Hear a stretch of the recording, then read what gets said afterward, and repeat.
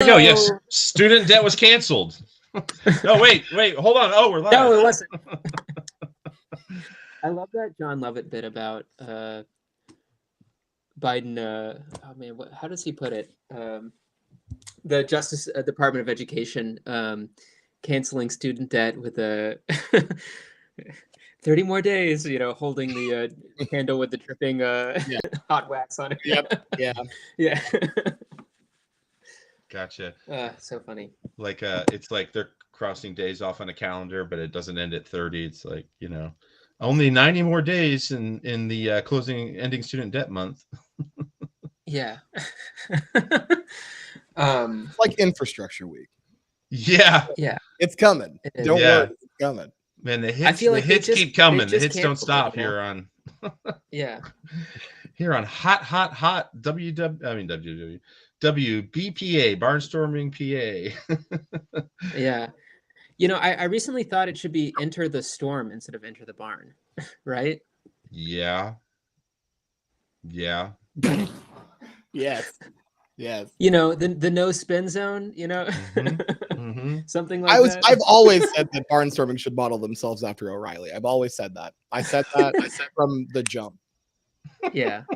Crossfire or something like that, But the no spin zone terrain is correct, is O'Reilly. So is that O'Reilly? That's O'Reilly. Okay, then never mind. Well, no. Don't back off now. No, let's double down on this. Okay. Let's grab that spinning storm by the horns. Well, what? Welcome to Barnstorming. I'm trying to gain control of the agenda and our guests. Welcome to Barnstorming. This is Jordy Comas, community and political organizer, many other things. Thrilled to be back with friends and colleagues and compatriots and comrades. Taylor. Jordy, what's one fun fact about yourself, Jordy? First of all, I hate it when you ask me things that aren't on the agenda. Yeah. No, fun fact. What do you think the net weight of jamon you've smuggled into the United States is? Is it greater or more than 1 pound? Is it greater or more? Which is it? Yeah, which is it, Jordy? That is, I like that. The amount of Spanish jamon that I have brought back is definitely illegally greater than. Yes, it's all illegal. Every time I'm ready to say to the customs officer, "Oh, I didn't realize ham was an agricultural product," is definitely more than a pound, and probably because jamon is so friggin' expensive. If we were to measure it by retail value, would be a more impressive number. Hundreds of dollars for sure. Not this trip, friendly customs official in my life. So that's my fun fact. Okay, Taylor, you introduce yourself and then tell us your fun smuggling fact. No smuggling here. But today I had to Google what crudité was. And I didn't know what that was. I think you have to turn in your bougie Even though I card. cooked professionally for over a decade and I have never once used the word crudité. Not one time. Not one time. Is it not just thinly sliced carrots? I think it's more than. I think it's like a vegetable tray. Oh, okay. It's like any common, you can put like any. It's raw vegetables with some kind of dip. It's a vegetable tray. That's what I swear. Yeah. It looks like interesting. Yeah. Taylor, I also have just now learned what crudité is. So. Yeah. Jordy, do you know what we're talking about? Do I? Yes, and I think you may have to turn in your bougie card if you didn't know. I think you may have to. Well, I was about to say I consider myself a well-rounded eater, and I had never ever heard of a crudité before. So anyway, I learned something about myself today. Really, is what happened. That is perhaps the least interesting fact you could have shared about yourself. But keep going. No, we're not going to judge facts. Let's be nice. We're not going to judge the fun facts that someone's. I know this is a nice show, but we need to be nicer and kinder to one another. Yeah, absolutely, Jordy. And I've served this nice fact with a nice lemony dip sauce paired with asparagus, broccoli, and carrots. Some pico. Freshly cut. Yeah, ready to go. You know, because like raw asparagus is the perfect thing to scoop up pico with, right? Yeah, exactly. Thanks, Dr. Oz. Yeah, and then tequila too. Anyway, my name is Taylor Lightman, and I used to work in politics. Now I do community and neighborhood revitalization / development work in Central PA. And it's a pleasure to be here today. And like many people, I watched the Dr. Oz shopping at Wegner's video today, where he complained about how expensive shopping for crudité was, which was roundly mocked on the internet today. So there's me. Jenna, I'll pass it to you. You're next on my screen. Yes, he said Wegner's. Oh. He did. Not, but we know that as a place in Mifflinburg. Sorry. No, I think he was trying to say Wegmans. Yeah. Oh, He was either at Wegmans or at Redner's, but he said Wegner's because he's not from here. and because he's from New Jersey. This Yeah. is what happens when you're a carpetbagger. It's a fact that no Pennsylvanian has ever shopped for crudité at Wegner's. No. Never. Well, Wegner's is not knowingly. Right. I mean, only people in Union County would know that Wegner's is I think one. It's that, and even that's Wenger's. Oh, you're right. Yeah. So sorry. Yeah, no, we're all being quiet because you were just weirdly sticking up for Dr. Oz. We didn't understand why. Anyhow, I'm Jenna. Great to be back, everybody. I very much still work in politics, unlike Taylor over here, I guess. I am the organizing director of the Penn Franchise Project. We are working to ensure that jails have policies in place to allow their residents who are eligible to vote, working on getting people who are incarcerated registered to vote, interested in voting, getting them trained in civic engagement, all of that great stuff. That's awesome. Thank you for doing that work. Hello, I am Terrain. I host a podcast called Alcoholics. I am the resident clown who doesn't do much of anything but make jokes and sometimes, very rarely, a good point. But it's mostly the jokes. That's what I'm here for. And we're happy to have you.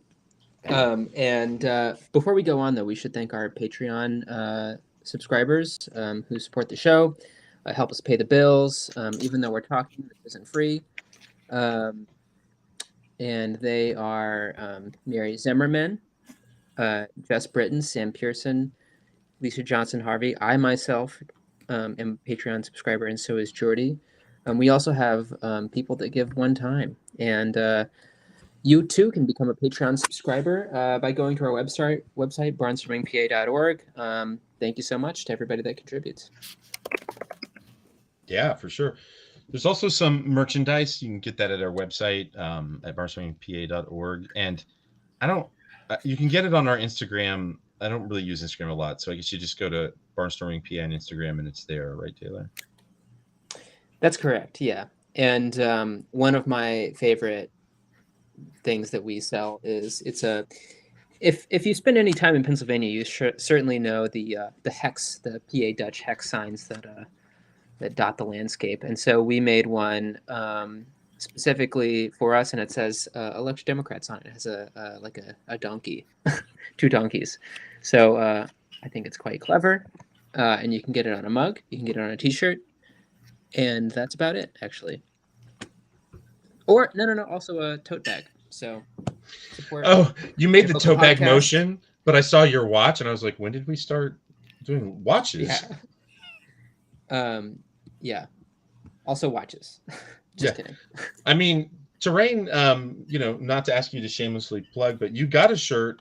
What's the review? I enjoy the shirt. I like the shirt. It's a good shirt. I like the emblem.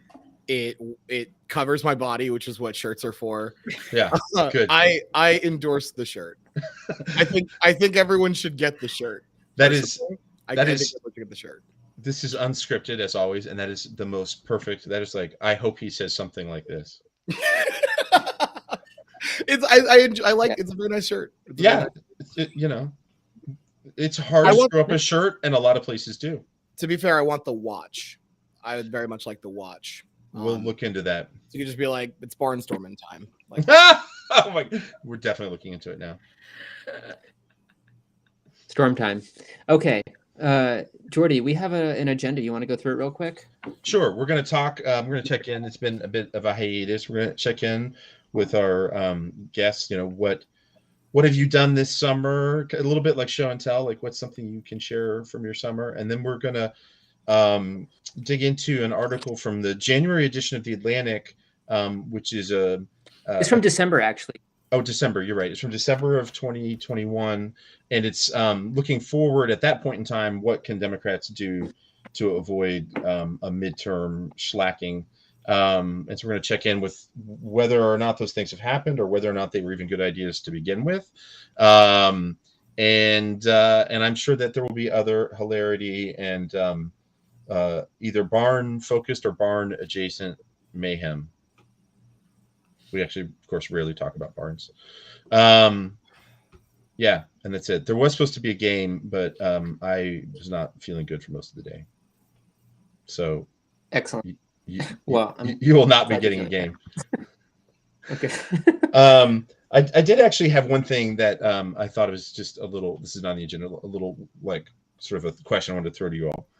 With events that have been happening around the former president, I hear this phrase, which is a phrase I feel like has been gets reused periodically in political coverage, and it's "no one is above the law," right? So it would be, for example, no one is above the law, and therefore, someone is being indicted or arraigned or arrested or whatever. But we've all heard that phrase, right? No one is above the law, and in my mind, so this is the question for y'all. I was thinking like kind of a hypothesis that when that phrase is used, it is 100% used when someone has been above the law and the law is just now catching up. So no one is above the law. Joe Schmo is being arrested really means Joe Schmo has actually been above the law and it's now catching up. That's my thought. What do you all think? I 1000% agree, because people have always been above the law. Like, the law has always been corrupt. Cops exist to protect the interests of the rich. They have always been protected from the law. Like, it is rich people getting arrested is like a new thing.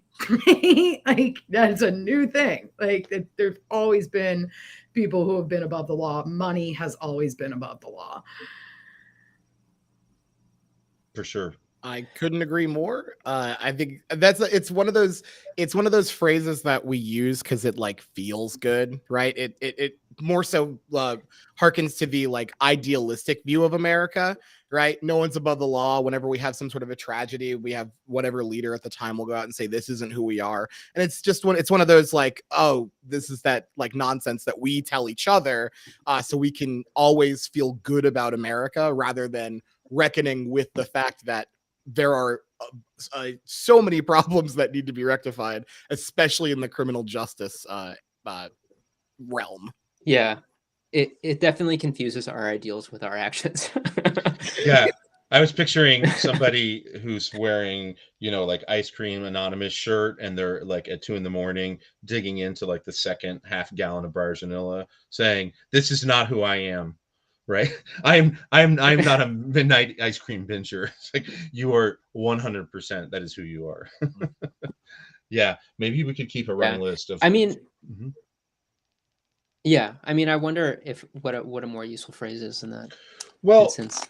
I mean, I feel like it's a phrase that's invoked. I almost want to. And we don't need to say more about this because maybe it's too obvious. But like, I mean, Terrain maybe already said it. Why does it keep coming up? I mean, it's reminding people of an ideal that's not being achieved. But like in the moment when it's maybe I just answer my question. In that one moment where maybe it seems like we're getting a little closer, then it gets trotted out as if that's always been the universal principle.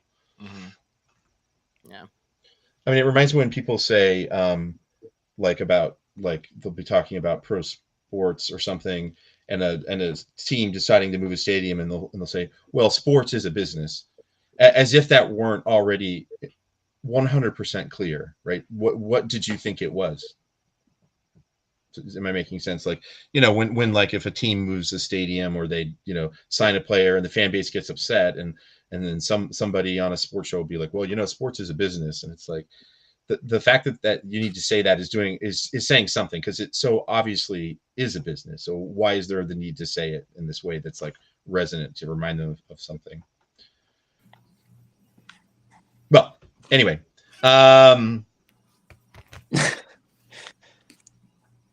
maybe the more interesting question is like, who's outside the law? I mean, Police. Yeah, right. That's the answer. That's easy. So yeah. So No actually, police. Nick With actually money. just sent me this thread, and it's like basically saying, I've studied crime data and police violence for years. And it's like basically saying, if we actually measured the crime that is committed by police, our crime rates would skyrocket. They found like 93% of assaults by police officers were actually illegal. And so that's 93%, but none of them were actually charged. So if we were actually charging the people committing the most crimes, it would be the police. Right. That's a great point. It's really the recorded crime statistic, and then that is also what's defined as a crime.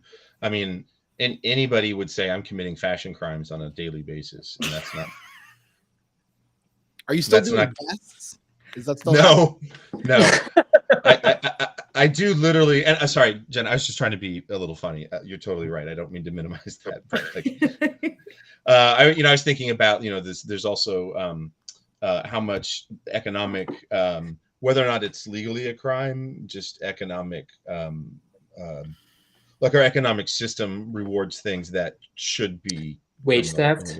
If wage theft were charted, somebody today actually local news, Knoebels, beloved amusement park. Apparently, I didn't know this was a thing, so you feel free to mock me. Like if you're a company in PA and you pay less than the minimum wage, you can pay a fine. And so Knoebels for a long time was paying $3 an hour and then just paying a fine because they were underpaying their workers. And I was like, if that fine ain't really big, why wouldn't every large or small or whatever unethical employer would do it? Like many. Had you all heard of this before?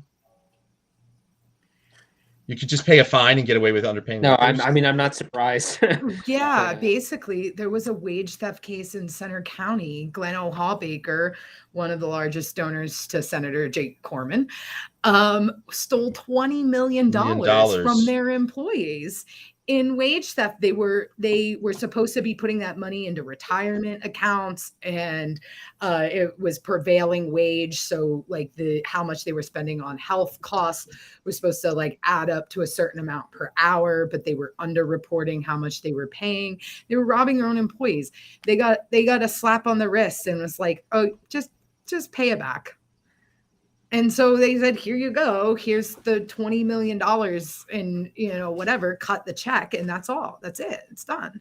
The rich they're still getting government contracts to work on the roads. The rich and powerful will never be held accountable for the things that they do.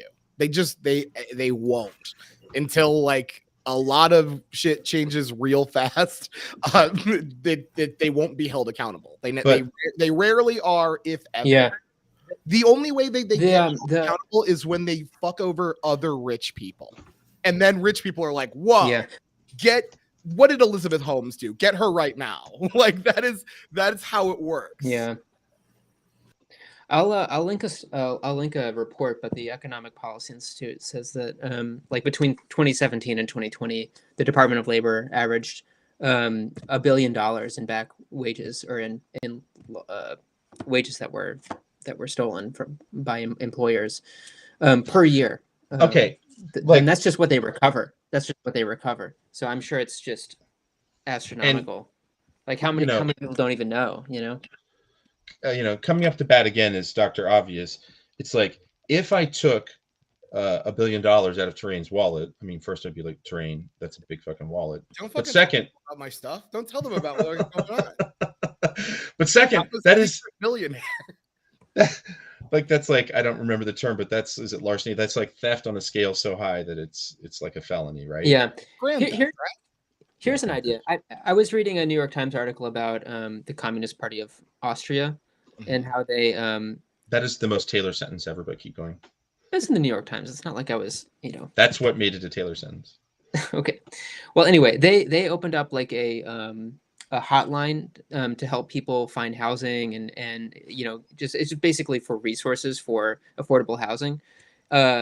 Democratic Party should open up a wage theft hotline and just have like lawyers on hand that can deal with this, and like I think that's great. Honestly, that right there, I think, is better than any of the things that were mentioned in the Atlantic article. Yeah. Well, thank you. Let's pivot to something. I'll put it on a sticky note and throw it away in 6 months. Yeah, right.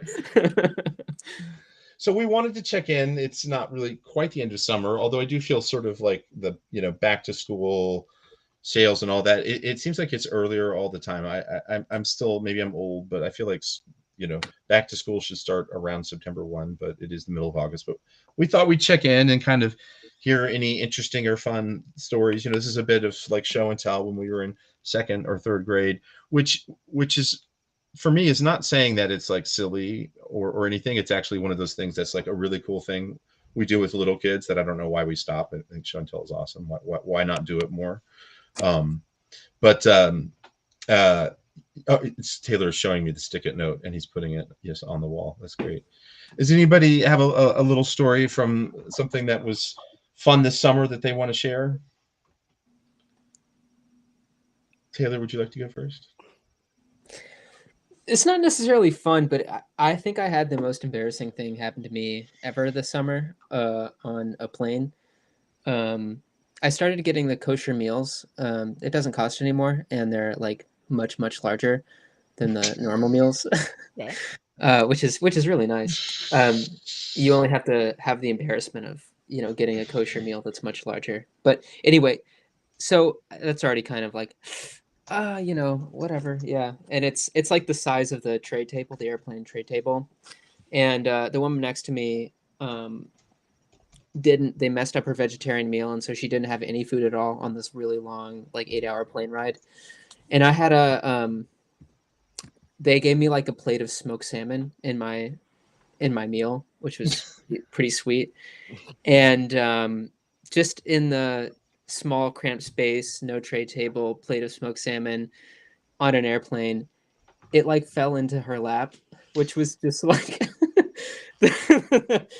it was just like it was awful. It was so bad. It's like the smelliest food that you could possibly imagine. She didn't have any food. I had so much. It was so bad. So I gave her half of my meal and just helped her clean it up. But then we needed to sit together for the next 7 hours and smell like salmon. Yeah, I was just thinking, like, whose idea was it to put smoked salmon in an airplane meal? I don't know. Yeah, that's like you might as well put tuna. I mean, yeah, right. It's absurd. That should be charged. Who does that? Crime. That's like, a literal crime that you have described. That's a crime. It's like eating fish for lunch in the office and like stinking up the whole place. Like, who does that? I microwaved the worst thing you could possibly microwave in a public space. How fun is this for everybody? Yeah, I'm so sorry for my large, stinky Jewish food that's just everywhere. My bad on this one. Yeah. Oh, man. Yeah. So anyway, I didn't tell anybody about it for maybe three weeks, and then I told my brother, and he was crying as I described this moment of horror. And so I think I've decided to start sharing it with people that this happens, and we're not talking about it.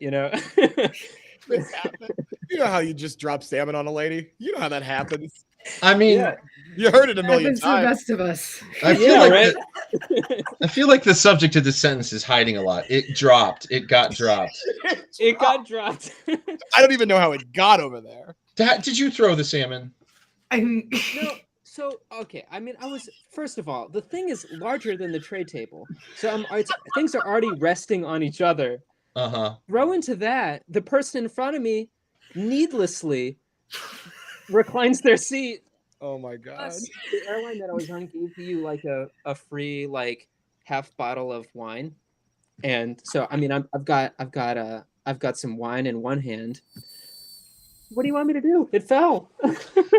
I'm sure the wine and the salmon getting knocked over had absolutely nothing to do with each other. The wine? I saved the wine. Yeah, right. Yeah, I don't know. Anyway, don't order the salmon on a plane, guys. That's great. Yeah, that's my. Would someone else like to go? I'd love to. Okay. This summer I got to play a bunch of Dungeons and Dragons. It's pretty dope.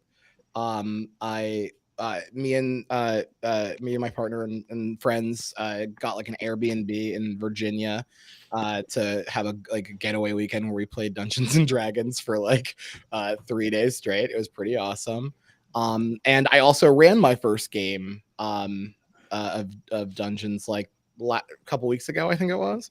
So I'm having a very D&D heavy summer. That's great. Do you have a preferred character class? I'm trying to branch out. But my go-tos, if I'm gonna do some magic, I'm gonna be a sorcerer. It's pretty dope. And then if I'm not gonna do magic, I'm probably gonna do like a rogue or a fighter. Now I have a question. Now I know that you asked me that to be polite. My question is, do you know? Did I say anything and you were like, I'm gonna pretend I know what he's talking about? Is that what just happened? No, we are in the same tribe there. I 100% thought you were like, I know I have to ask follow-ups to be polite. No, but we're gonna keep moving. No. Terrain, I'm sold. I remember when D&D was seen as a satanic threat in Tennessee where I grew up. Oh yes. I will the devil for sure. Yeah. Is it not? It is. It is. I've been in arguments with people about, fourth edition core rules versus 6th edition. Although I never got to play as much as I ever would have wanted to, and this is probably saying too much about my adolescence, but like I had all the books, but I didn't get to play much because no friends. Oh, that's rough. That's rough to hear. I started playing. I started playing literally because of the pandemic. Truly before the pandemic, I'm like, I'm not doing that nerd shit. And then like the pandemic happened, and I'm like, I love this nerd shit. It's so cool.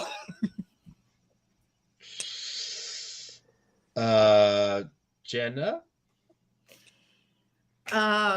I have spent most of my summer in the mountains and away from other human beings, which has been fabulous. I like all of my peopling energy goes to work and politics and all of that. So I've just been like literally like I have Rothrock State Forest, which is pretty much in my backyard. I just have all these mountains. And so I just kind of started like wandering around and discovering different things. I pretty much know my way through like all the back mountain roads and like the whole history of Rothrock State Forest at this point.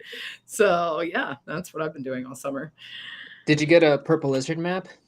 No, but I actually know the Purple Lizard people. I know the people who make the Purple Lizard maps. Oh. Is that a PA thing? I just know the maps, but I didn't know. It's a state college thing. Yeah. They live in Center Hall, actually. Like right outside of State College. For those of you who don't know, we're deep into the weeds of small places near State College. Yes. So rural Center County. Right. No, not State College. Far away. Yeah. No, I just I mean, I knew my way around some of it because I grew up here. So it's just more of like a relearning my way around and then like learning like what's actually back there. Like I walked back behind this like there's like these concrete barriers and there's like an old abandoned road. And I was like, I've never actually gone back here. Let me go back here. And I went all the way to the end and there's like this big fire pit and it opens up to this big reservoir with like this crystal clear water where you could like kayak and like whatever. It was like I had no idea there was water back here. I thought this was just trees, you know. So that was pretty cool. Do you know That's any, awesome. do you have any like swimming holes in Center County or in that, you know? Because I I've discovered actually been, the coolest swimming hole this last spring in Union County, Jordy. We'll go sometime. okay, that'd be awesome. So you do know some, I know that there's one actually in Lycoming called Rock Run, but which is great, but it's also very well known, and I've been sort of curious to find a less well known swimming hole. Yeah, I had a chance to go to Barcelona, and you're there this summer. For people who don't know, that's where my dad immigrated from, and I have a lot of family. And we had a great time. Went with the two of the three children. But our story, I need to make sure I condense it so it doesn't go on too long. But basically, we did a kind of an Airbnb up in the mountains. Like I actually meant to ask you, when you said Virginia, were you in the mountains or on the beach? Yeah, we were legit up like a straight up mountain. I think it was like Wintergreen. I don't remember where we were really. But it was like a mountain. I know it's probably near the Shenandoah Valley. I've driven up and down that like I grew up in Knoxville and I've lived in Pennsylvania. So that's a beautiful area near the Blue Ridge Parkway and all of that. It's just gorgeous. So anyway, we were in Spain in Catalonia, and we had rented a place that was like in maybe kind of like a place like we would have in our mountains, right? Like a little town that was like 80 houses, 75 of them vacation homes, right? That people come to for the weekend or whatever. So we pull in, and it's an area that has skiing. So in the summer, it's a little less, probably fewer people than, I mean, some people are there, but anyway, so we pull up. So it's me and the two kids, and very, very narrow, like the kind of place that's so built on the side of the mountain that like the main street did a loop, but like, you know, the houses like were, I'm trying to show with my hands, but like the lower end was here, and then the upper end was here, and streets so narrow that like this rental car had the sensors. I'm not into these cars that have so many sensors to tell you that you're near things. Like if you're driving in a very narrow road, it's like going beep beep beep the whole time, and I'm like, shut up, I'm just driving, like leave me alone. So we get there, we're looking for the house, we had to kind of poke around, we find it, and then the equivalent of the state police come along. They're called Mossos de Escuadro, and they knock on the door, and they were like, hey, we got a report that there's some kind of suspicious people around. You all are just here for vacation? We're like, yeah. And they're like, oh, okay, cool, no problem. If you see anything, let us know. We're like, oh yeah, well, gee, I hope they find the suspicious people. You know, it's a little vacation town. You know, for maybe somebody's good time to take some TVs. 10 minutes later, comes back. We're still trying to find these suspicious people. Have you seen anybody? Any groups of any families or any groups of 4 people with 2 weird looking youngsters in a black car? And I'm like, yeah, I think we're the suspects. And then I was like, would you like to see our ID? Like, do you? And he's like, no, it's fine. I'm sorry to bother you. 10 minutes later comes back. Yeah, kind of need to see your ID. Like he said he felt bad. There's like 4 of them. So yeah, basically we were the scary people upsetting the locals. And we did learn some good tips from them about places to go eat that, you know, they were friendly about that. So that was our kind of amusing, weird story, which, like, you know, I mean, I'm laughing, and we were talking about, I don't, you know, I hope that the Spanish police have a somewhat better record, but like, I imagine they do. But at the same time, I was like sitting there going like, I speak Spanish and Catalan. That helped a lot. Like, you know, if we had been somebody's family from North Africa or Southern Africa. No, keep it light. Don't do this. Keep it light. Oh, sorry. Thank you, Terry. Yeah, I mean, you gotta keep it light. Did you at least fetch a good amount for the TVs, Jordy? Yeah. I found some amazing ham to bring back. I have a logistics question. Yeah. So the officer, it seems like the officer went to your door, left for 10 minutes, I guess had a phone call, and then for the next 5 minutes had to like get the courage to go back to your door, then leave again, potentially have another phone call, and then get the like you would think they would deal with all of it at once. They're like, no, we have 10-minute increments. We can't do this right now. We gotta do this in tens. For sure, Terrain. And also like, replaying, it's like, what do you usually do? Like I see somebody look suspicious is probably a pretty common thing they deal with. And the fact that he didn't know he needed to sort of confirm identity to make sure that they like rule us out or whatever. Like when he came back the third time, he had his, like, maybe he was he had his like captain who was like, kind of like, yeah, sorry about this. Like Jose doesn't know what he's doing. That was his first day on the job. And every time he would go back out to the car and be like, I talked to them. It's fine. And they're like, now, did you ask them who they were? It's like, damn it. Hang on. Get out of the car and go on. This is a kid who's like, I can walk to school by myself and cannot. Yes. And he was about 45. This was a very sleepy corner of Catalonia where, I don't know, tracking down escaped horses or sheep might be like on their list of things to do, but you're 100% right. It had that feel because every time it was like, even I was like, don't you need to see our passports? He's like, no, it's fine. I was like, really? They'll be back. Wow. Yeah. Well, so that was great. I definitely found some things I want to follow up, finding, some swimming holes. So we're going to shift to this 5 paths to a democratic. 5 paths to a Democrat. Oh, how do Democrats recover from this? Here are 5 ways in which they could salvage their elections. Can I just say, who the fuck writes this shit? Where do they find these people, and have they ever talked to like a regular person? They got everybody to do this. They got from Third Way to like Brianna Gray Joy. They got everybody involved in this. The Atlantic's like, we're going to listen to advice from anyone right now. I don't know. It right off the bat, it just kind of like came off as a little out of touch. I don't know. I mean, that could just, I don't know. That was just my read on it. No, Taylor, will you put Scratch asking the Atlantic for Patreon? I'm just looking at who this reporter is. What other stories they do? I just want to be clear. I do not speak for. I do not. My thoughts and opinions are not of the podcast Barnstorming. These are personal. No. So I'm letting the Atlantic know that Barnstorming doesn't want the sponsorship. This was interesting. Barnstorming might still want that sponsorship. Alcoholics doesn't. We don't even care. Okay. Okay.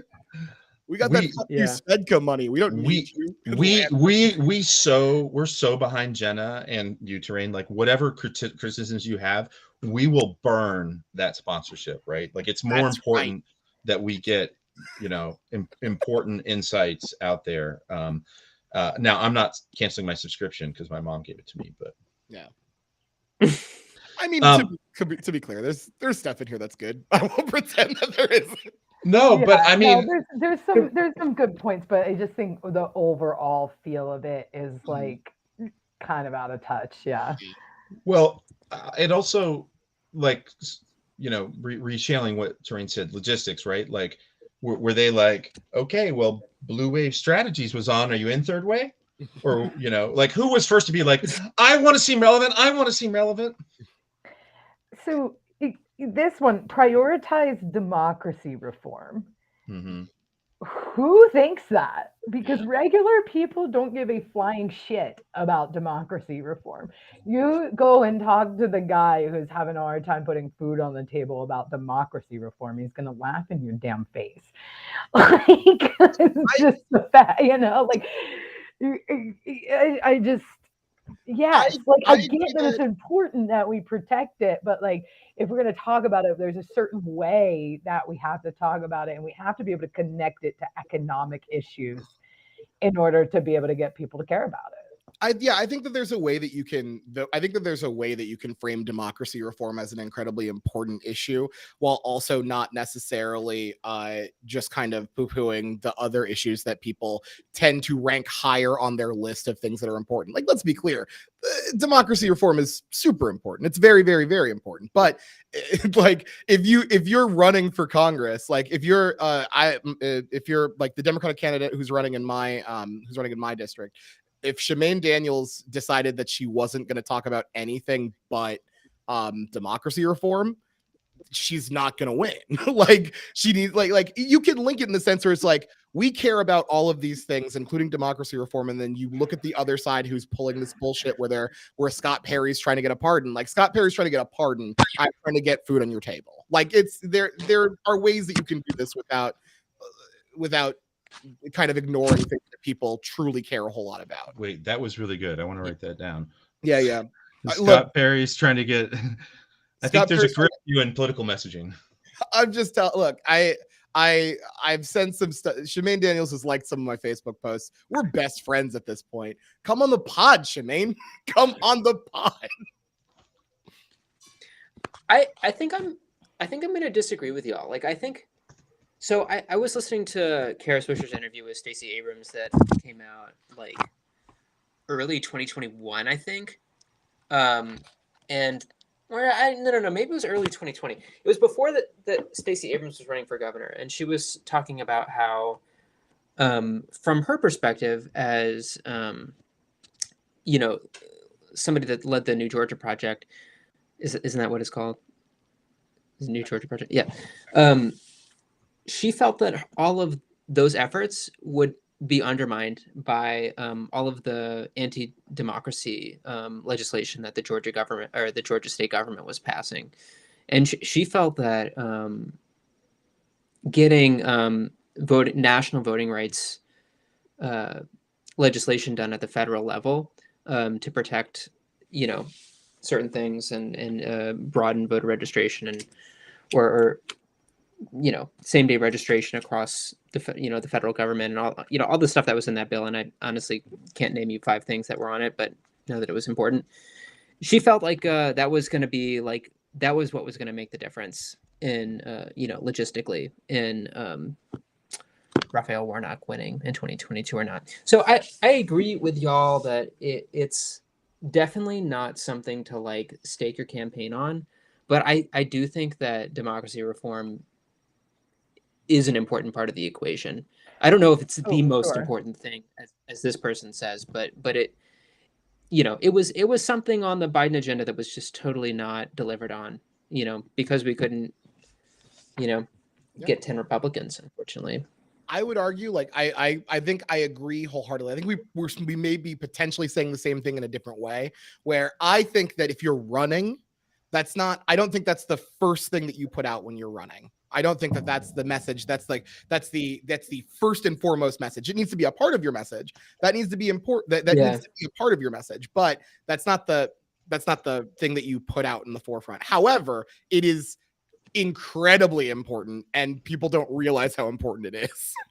Like, I think it's both. I think it's both. Yeah, I agree. Like, it's absolutely important. It's just not something to stake your campaign on and run a campaign around. Mm-hmm. I think Jenna's trying to say something else. Oh, I was gonna talk about a different part of the article. So if you have let's move on. Yeah. There. Well, I mean, I think I'm out canvassing some about some of this, but democracy reform, any of that. Like, I had somebody recently say, like, we're thinking about talking to people about civics. I was like, don't call it that. Civics, democracy reform, all of that language is kind of sterile and anesthetized. I think it's something like, you see it out there, but it's like, there are people who don't want you to vote, and they don't want people who are Black and brown to vote. And voting is a fundamental part. Not even voting. I hate that word. Sorry, you scratch that. But it's like we as voters can make a difference, right? And we can be heroes in our own communities and in our own stories. Like that's language to lean into. Not democracy reform, which also honestly is just kind of floating out there, like floating signifiers, I would say, for like some of the right-wing stuff where there's like, we need to talk about election reform. Like I've canvassed some people and they're like, I'm really concerned about election reform. And I'm like, in what way? Right. Tell me more, because I don't know where you're coming from. But yeah, Jenna, take it away. What thing you wanted to? Oh, so I was going to say the next part then of this article, it says, go after voters on the sidelines and win back Latino voters, which is great, but they don't mention anything about, they only mention the and Latino voters part in their little like breakdown. Like it's like that whole first part of the headline is just, they don't talk about it at all. Like, go after voters on the sidelines. Well, that's a lot more than just Latino voters. I mean, that's I mean, any voters of color in Pennsylvania. That's the Asian population is the fastest growing in Pennsylvania.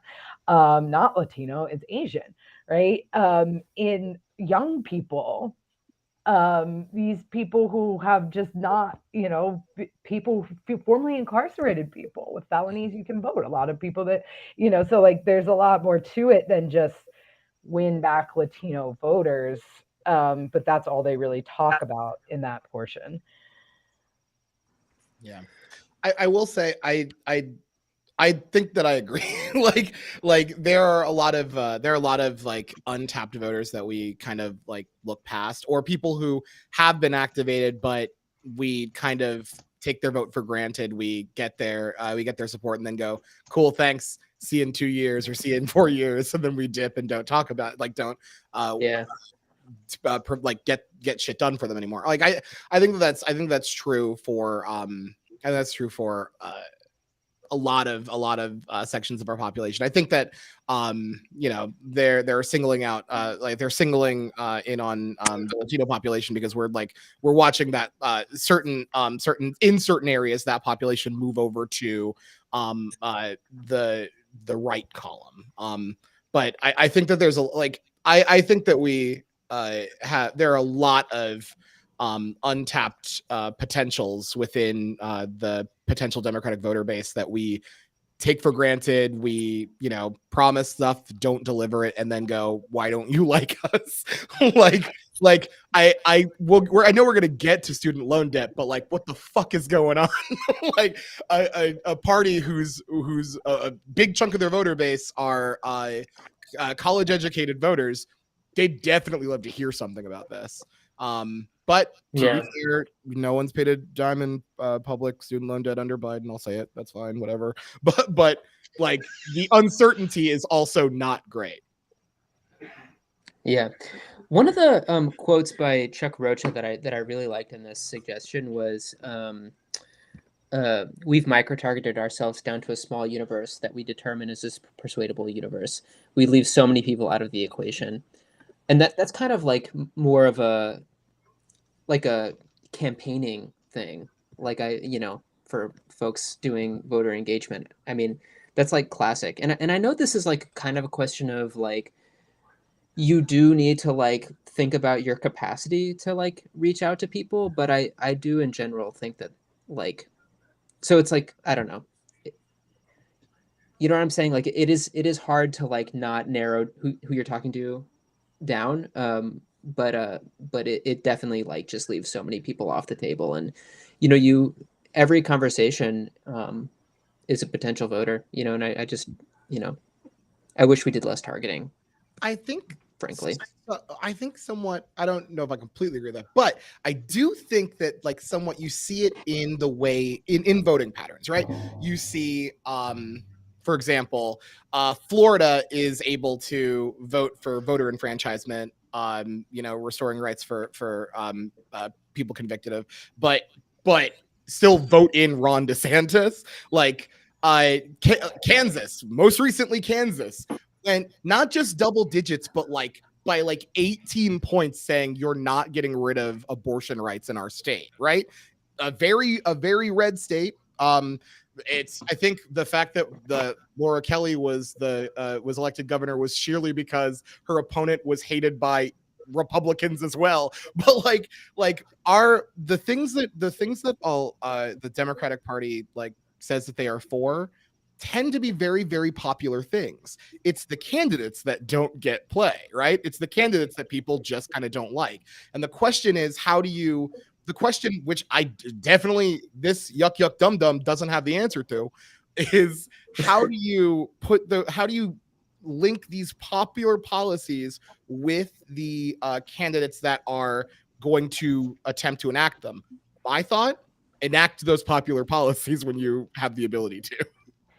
Well, yeah, but then to also start electing people who have actually had to live under some of these policies, right? Like these people are making these policies for whatever, and like, yeah, it sounds good on paper, but like if you don't have the lived experience to know how it's actually going to play out, and I think that's been a huge issue with the Democratic Party, is they run these like candidates who have never worked for minimum wage. Their dad paid for them to go to college, or whatever. They've had all these things handed to them, and they don't fully understand the issues because they've never lived them. And so that's why people can't relate to them, because they just too many lawyers and not enough firefighters, teachers, and right. Like we need more working class people running for office, which is hard for a working class person to run for office, because you have to pay your bills, and can't campaign, and so we need to create less barriers to working class people running for office. I mean, oh, sorry, go ahead. No, I just want to say, like, I think sometimes I come into these kinds of conversations and I agree, like, sort of broadly with most of what we've been saying, but I ask myself, I'm like, the people who are, deeply involved in the decision making of these campaigns, like, they're usually, in my experience, they would agree with me on like sort of the core values and principles. They're reasonably smart. They want to do the right thing. So like even the Rocha quote is like, we keep doing the same thing over and over again. And I'm like, I don't think it's because these are like people who are like secretly moles for the power elite and the power structure. Like they are stuck in like inertia that has to do with the party and with campaigns and politics. Again, usually. So like, for example, but let me kind of throw this out and see what you all think. And Jenny, you started to get to there at the end, like 100% we need more diversity of candidates, but there's a lot that goes into that. Like who thinks that they can run, who's asking those people to run, and then who are the gatekeepers, especially at the level of donors. We have our own donor class. Like we talk a lot, like I talk a lot about on the right, how, the business elites are really calling the shots, but that's a fundamental fault line in the Democratic coalition also.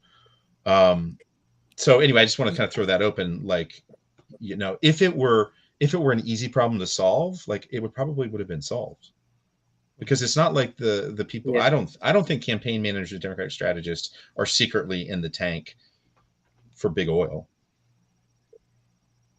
Maybe I'm wrong. You don't? I don't know. I can't imagine any Democrats just being like shills for fossil fuel and for have you met Connor Lamb? I have. I can't think of anyone who owns a houseboat, who lives who's from West Virginia, who's been fucking up the Democratic agenda for the past year. I can't think of one, not one. Can I say, but Jenna, a lot of people who work for like the state House committee, right? And the state Senate committee in Pennsylvania, people who've run campaigns. How many coal shills do you think like are working for the party, working for these think tanks, working for the candidates? On the lower ranks, not a lot. Right. But in the upper ranks, a lot of them. And there's an issue with the unions too. There's a lot of unions that stand up for fracking. Which is a whole other issue. Like I watched, one of the main former main people of the AFL-CIO say, we're never getting rid of fracking in Allegheny County at the Allegheny County Democratic dinner. I mean, and people cheered. So I think people, it's easy for people to like say they won't compromise on their morals. It's much different when they're actually given the opportunity and offered the amount of money that goes with it. And I think a lot of people, do. Well, like once you get to a certain level in politics, like you're pretty much gonna be faced with a chance to, go against your morals. Not PA centric, but not PA centric, but let's remember Kyrsten Sinema was a member of the Green Party. I don't remember that. Right. Sinema was a leftist getting elected by progressive voters, and then with that power laughing in their faces.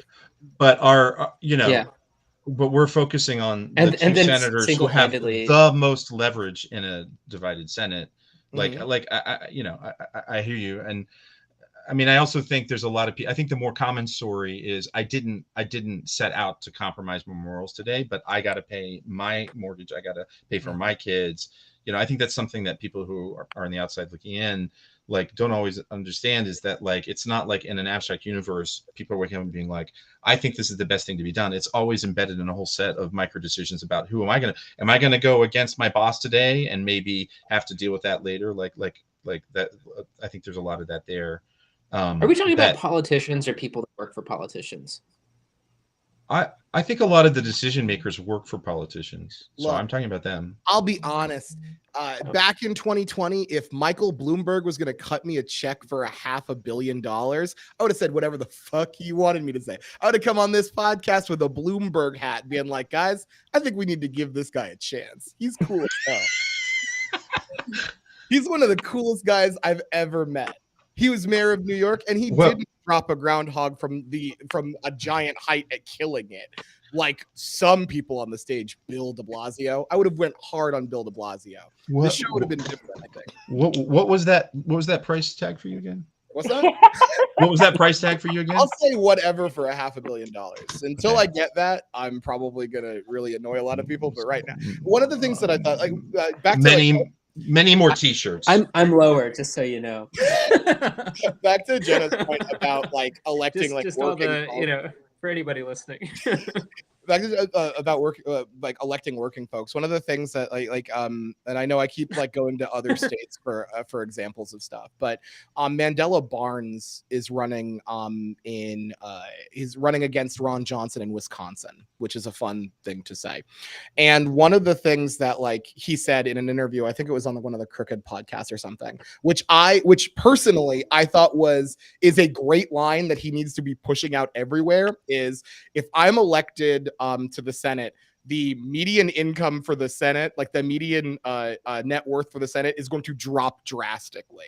I think that is people need to, we want working people to run for office, to make decisions, because they've been where we are. I'm not yacht wealthy. Okay. It's not a lot of us are yacht wealthy, but too many of those motherfuckers are yacht wealthy. It's just, we need people making decisions that actually not only believe in what we believe in and understand, but also understand what we've gone through and what we deal with on a day-to-day basis. Something that was in there that we just did was they said pass Build Back Better Light, which we just did that. Mm-hmm. And I feel like we're already in this position where it's it has all of these amazing things in here: healthcare subsidies, expansions of Medicare's ability to negotiate prescription drug prices, amazing things that are going to help climate change. And I feel like it's all of this happened, and then we are so bad at communicating this, which is kind of the perpetual problem of all of this stuff. So I feel like we did one of those things, and we're already in our own trap that we always find ourselves in of like not communicating like amazing things that we just did. I don't know. Yeah, Are you guys not knowing how to communicate it to regular people is the biggest issue. Like, I watch the Democratic Party message to people with college degrees all the time, and then they wonder why it doesn't get any traction. But we live in a country that you have to go into debt to go to college. So why are you know what I mean? Like, if you want regular people to care about this, we have to message it to them. And regular, we aren't good at it. There should be a nonstop ad blitz showing that the Democratic Party attempted to keep that insulin cap at 35, not just for people who have, public health care, but for everyone. And it was voted down by Republicans. I don't understand why you don't point out not only the good things that you have done and are trying to do. Like, you can point out we were able to do this for people who have Medicare, and we tried our damnedest to do it for people who have private insurance, and it was voted down because the Republicans just refused to care. The pro-life party doesn't care about people getting affordable medication. I don't know why that's not an ad in every district in this country, because there's nothing more popular than capping medical costs. There's nothing more popular than that. Like, I just don't I think that we always have this messaging problem, and I don't know if it's maybe that we're like, we don't want to talk about the fact that we failed to do something. Disagree. Talk about why we failed to do it. Talk about the fact that we are in a, if you want to bring up democracy reform, talk about the fact that 57 senators voted to cap that at 35, and we didn't get it. We lost 57 to 43. Somehow we lost 57 to 43. Run that shit. Talk about that. Run that. I don't understand. That makes me. I'm worked up now. Give me a second. No, worked up terrain is one of our 7 favorite forms of terrain. Count them down. Let's go. Jenna showing off the yoga or whatever. Holy cow. Yeah, I got that my was impressive. back is I got a cramp in my back. I mean, I think I feel like I'm playing the role of trying to be the, I don't want to say apologist, but like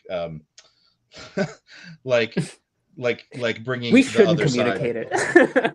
Yeah, no, we should. let people figure No. out That's not what I say. What I want to say is, like, there's this incredible tension between like getting any fucking thing done right while you're governing versus what you can do when you're campaigning. And so to get anything done, that we have to rely on all these stupid tactics because of the stupid Senate that have to do with cramming it all into this reconciliation bill to overcome the filibuster, which means, let me start my sentence over. We passed these bills that are leads loaded to like a really complicated.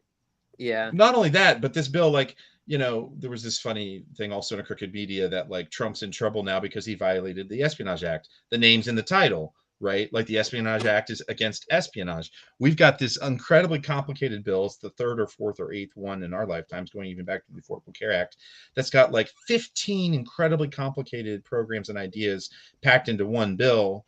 But that's the only way to get something done. So like, if the people who are running campaigns could decide the legislative strategy, I would guess if I was in that case, I'd be like, how about one bill that's the cap insulin, right? And then you can run on that. But right now we've got something called the IRA. What? Like, how am I supposed to message that? The IRA bill. People are gonna be like, oh yeah, what? It's for Irish independence, huh? Well, firstly, don't say that. Definitely don't say it's the IRA. Don't say that.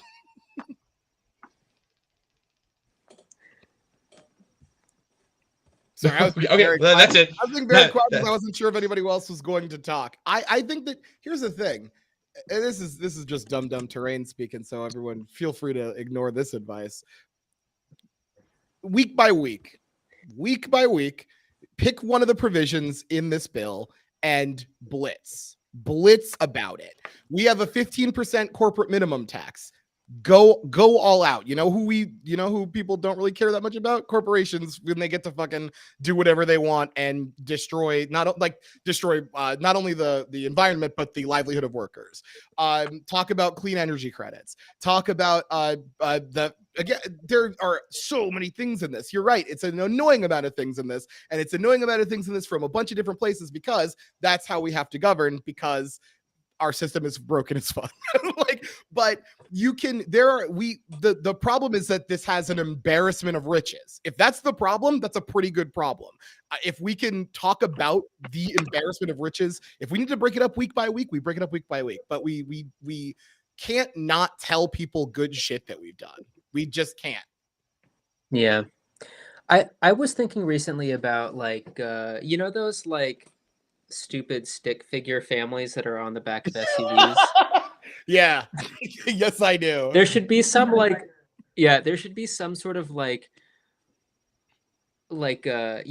this family, or this couple or this person just all in these stick figure things, their insulin is capped at $35 a month or whatever it is. They're gonna get an electric car and they're gonna get $7,000 off of it, or just through the context of this stupid motif that our society has created. Just go through this, and you could do it for 8 weeks straight of all of the stuff that Biden has done since 2021. I don't know. That's my idea.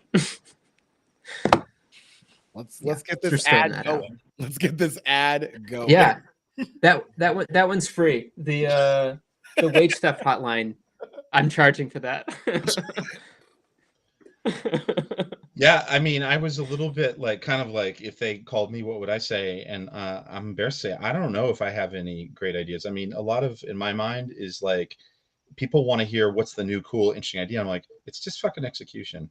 Put more people in the field, talking to more people with good targeting, not Charles Roca, but with good targeting, and give them the ability to build connections. And so terrain, we're kind of at, I don't think what you're saying is wrong, but I and this is my bias because I do a lot of field work now, but I'm like, oh, great, more money thrown into social media and traditional ad buys to push against 60 years of the ways that these have been framed, and it probably won't make much of a dent. The Democratic Party spent $30 million or something trying to tip primaries towards more Trumpy people.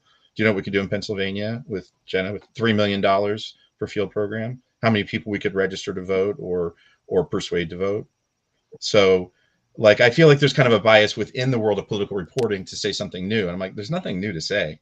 It's what you said earlier a little bit, Train. The messages are there. We know what the messages should be, but relying on mass broadcast and or all of that. I know I'm probably a total heretic here, but I'm not saying don't spend it because it's a campaign. That's stupid advice.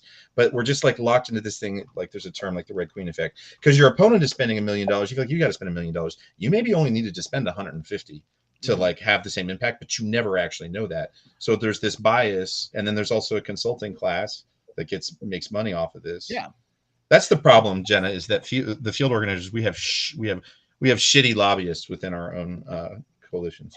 Well, yeah, in the donor class of the Democratic Party, they want to know what ad they can run that's going to persuade everybody. They don't want to hear you need that they can doors. talk about over an Aperol spritz. Oh, did you see that ad? Or trying to get funders to understand the need to actually go out and knock doors to win is something that I have spent the last year pulling my hair out over, essentially, not even just knock. They just don't comprehend it, and it doesn't matter how much data, how many examples of it working I throw out there, they still want to know what's the ad that we can run, or what's how do the we cool turn this into an ad. Or what's the cool app? Is there an app that will replace the door knockers? Because they're from Silicon Valley. And I'm like, no, there's not an app that will replace door knockers. You have to actually physically talk to people. The old-fashioned way. Like our founding fathers, you have to go out and knock doors. I want to be clear, just because I understand who I'm here with, and I don't want to get just straight up murdered later. I agree wholeheartedly that we need to talk to voters. I just think it's very important that, I was speaking on ads, just because one of the things that we have a problem with is not telling people what we've done. And I think that goes for ads. I think that goes for, when you knock doors, you have to be able to talk about something. Like, I think that I'm not saying reinvent the wheel. I'm saying show people the wheel that you have. Like, I think that that's important. I think that's important in every aspect. No, ads are important. Too, I think don't we get me should just wrong. put it all on this stick figure ad. Yeah. Hang on. I'm with Taylor. Yeah. I'm done with door knocking. We're done with everything. We're just doing the stick figure ad, and if that doesn't work, the stick figure ad. That doesn't work, we're calling it a day on America. We're calling it a day. Yeah, I'm glad we've established our internal coalition. So Jenna and I are anti-ad, pro door knocking, and Taylor and Terrain are all money into ads all the time, no fear. No, just not ads. One ad, stick figure. Oh, one ad, stick figure. Just one ad. Yeah. I do like the stick figure, Taylor, but I thought you were going to say there should be like a figure for each part of the ad, and in my mind it was like a sticker that was going to take up your whole windshield because there's so many. So I was like, because I was kind of like, I like the stick figure, but that doesn't really solve it. It could be a decal. It's going to be a similar, like a NASCAR decal. 100% Train. Like, the messaging needs to be better, and the other thing, that I'll just throw out. Yeah, I know. Is and this drives me crazy about a lot of political reporting and political analysis. Is it's so backwards looking, and it always assumes that the electorate from 2020 or the electorate from 2018, by which I mean the actual kinds of people, will be the same kinds who vote, right? And so, like, the ability to change the electorate, like some people know it, but that is so important, and it's more important all the time. And this is it's like a big fact that doesn't change a lot. Like year to year, it's changed in the last 20 years, but like there are fewer persuasion voters, there are fewer swing voters all the time, which fundamentally changes how campaigns should be approached. And yet, like a lot of stuff in America, I'm sort of in this category, but I don't agree, but like old white men are still fighting political battles with strategies of like the 70s and 80s. And that's like, it's maddening because, obsessing about, it goes even to the AFL-CIO thing, obsessing about 5,000 union voters, white male union voters in Pennsylvania, when there are tens of thousands of people working in the healthcare economy, service economy, it's madness. It's madness because those people are numerically greater and they don't vote consistently. So if you want to make an impact with your money, you should mobilize them. So that's my answer, right? Well, that would be my sorry, Taylor. Maybe we can go around the horn. Like, my one idea, yours is a stick figure. Mine is focused on the pink collar workforce, right? The overwhelmingly women who work in providing services. Okay. All of that. Terrain wants really good ads. My idea is fucking cancel student loan debt. So black women aren't saddled with the fucking burden, the most of that burden. That's my thing. Who said the wage theft hotline? That is actually my thing. That is a fantastic idea. That is a fantastic idea. Jenna, have you got? Register the disenfranchised in the Pennsylvania incarceration system. I don't know that I have like anything different to add, other than just like what I said earlier. Like, it's not just about Latino voters; it's about all the votes that have been left on the table, and everybody who's been left out of the conversation. More working class candidates to relate to working class people, Can I give you a friendly amendment, which I'm going to guess you would agree with, which is like, if you're doing Latino voters, like when you actually talk to them, stop doing that. Like, figure out what kind of Latino they are. Talk to Puerto Rican voters, talk to Dominican, right? Because like every cycle, it's like, there's an article in the New York Times where it's like, oh, gee, Latino voters have a lot of internal variety, and Cubans in Florida are different than working class Guatemalans in the Washington, D.C. Belt area. It's like, oh, aren't they really? That's fascinating. Yeah, fascinating, huh? Crazy that different people are different. Weird. Crazy, yeah. Absolutely. I definitely agree with that. Okay, so Taylor, bring it home. All right. It's been a pleasure talking with you guys. Thank you so much. I've missed on Barnstorming. Yeah, I've missed doing this, and thank you so much for coming. I missed getting here from Terrain and Jenna and all the cool stuff they're up to. Do you guys want to plug anything? Pen franchise? project, Jenna? Not really. Well, I guess I could plug we just had a win recently. We got my home county of Center County has implemented the most comprehensive voting in jail policy in the state. So we actually wrote the policy, and they implemented it, passed unanimously through the prison board of inspectors, which surprised me. Like even the warden was like, "Yeah, let's do this." So, this is policies for the county prison, for the county jail. Yep. Yeah, they took a policy that we wrote, and they we reformatted it for their specific things that it needed to be, but it's all the things that are in our policy, which is like notifying everybody of their voting status, whether or not they are eligible to vote, notifying everybody of the election, notifying them, giving them information about what is on the ballot. They have a designated staff person that's specifically in charge of voting in jail. That person's in charge of helping people check their registration status, make sure that they're registered correctly, requesting a ballot, making sure they get a ballot. They put a official drop box in the counseling office so that everybody can deliver their ballot to an official drop box. Yeah, it's like sorry, that is awesome, and I would love to actually, for sure, like let's follow up and just do a deep dive on that sometime. I think yeah, definitely. So we're working on a county by county strategy. So we have a bill in the state legislature that we're going to continue to move to, and then hopefully it'll just be in place for all counties. But considering our state legislature, we decided to get what counties we can. So we also are in the works with Allegheny County and Philadelphia County. And we're looking at other counties as well: Dauphin County, York County, Lancaster, Lehigh, probably the collar counties of Philadelphia.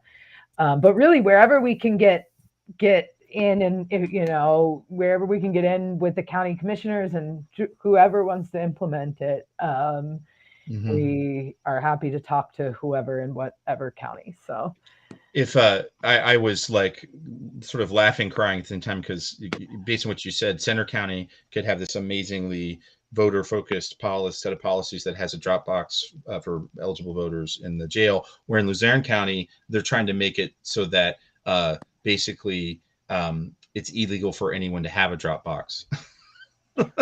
So I was just sort of like laughing, crying about the opposite directions of two counties in Pennsylvania. Yes. We're fortunate in Center County. Like our commissioners are pretty good. Like even our Republican commissioner is like a pretty reasonable guy. Actually, I actually really like our Republican commissioner a lot. So everybody's fairly good, like everybody was like, yeah, we absolutely should be doing this. Part of it is, we'll do a whole deep dive on Luzerne County, but it has a home rule charter, which makes everything weird and different. Yeah, we looked at Luzerne County, and that makes Allegheny County is also weird, and Philadelphia, it gets really wonky when you have a county council. But most counties just have 3 commissioners. Right. So that makes it a lot easier. So it can, like you said, like if you get a good crop for this, of 3. it is, because like in Center County, Michael Pipe is the head of the election board. He's the head of the prison board.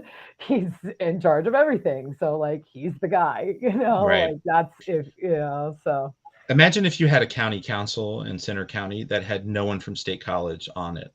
That's what it is in Luzerne County. There's no one from Wilkes-Barre on the county council because there's really, right. Yeah, it's not districted. It's That's all wild. At large. Like all 11, there's like 11 on the county council. They're all from like Pittston, 44, all these little suburbs of Wilkes-Barre. It is so messed up. It's worth another, yeah. And I work there, and I didn't know that until like last week. Terrain Alcoholics, find it on Twitter, find it on all podcast platforms. Where's the merch? Are you getting merch? I'd love to get merch, but I don't. Well, Taylor will talk to you about that. That's Taylor's expertise. Yeah, we'll talk about it. Yeah. That sounds great. But yes, you can find Alcoholics anywhere you get podcasts, Apple, Spotify, wherever. Go listen to it and share it with your friends and leave a review. I would love to be a guest on that sometime. Yeah, you've been there, I believe. Also, make a plan to vote, please. Everybody get your shit together. We gotta make sure that we gotta make sure that we don't have a fucking doctor from New Jersey, fake doctor from New Jersey as our senator. So let's get our shit together. I've been trying to call him Dr. Monstriano. I'm sorry, not Doctor. Actually, now that you said that, that's funny. They're Dr. Mostriano or something like that is the combination of them. But just Monstriano, I feel like, is that not good? Called Monstriano? I don't think Monstriano is very good. It reminds me of when people would call Trump T-Rump. I'm like, what are we doing? What are we doing? Let's not do this. I think Monstriano is way better than T-Rump, but okay. It's better. It's not good. It's better. And that's the kind of real hard-hitting stuff that you can find whenever you're listening to Alcoholics. I mean, you must have loved Fetterman's epic trolls of Oz, right? Oh, it's so funny. It's so funny. Look, getting Snooki to do a cameo for him was that's $300 that they spent. That went so unbelievably viral. That had to be the easiest $300 to get so much exposure. So funny. So Snooki, cheaper shill than Terrain. Yeah, Snooki will say whatever for $300. You need a half a bill for me. I love it. Did you see that they started a petition to have Oz inducted into the New Jersey Hall of Fame? I did. I'm just glad. Look, Fetterman's just looking out for him. That's pretty cool of him to do. Yeah, that's true. He has said numerous times that he wanted to be inducted into the Jersey Hall of Fame. I didn't know that. You probably shouldn't say if you're trying to be. I don't even know if there's a Pennsylvania Hall of Fame. That's so funny. I didn't know that. Yep, they said that they wanted to get him inducted because he said he wanted it. There are just a billion quotes of him just saying, "I live in New Jersey." It's not hard. He did a campaign. He did a campaign ad from his mansion in New Jersey. What are we doing?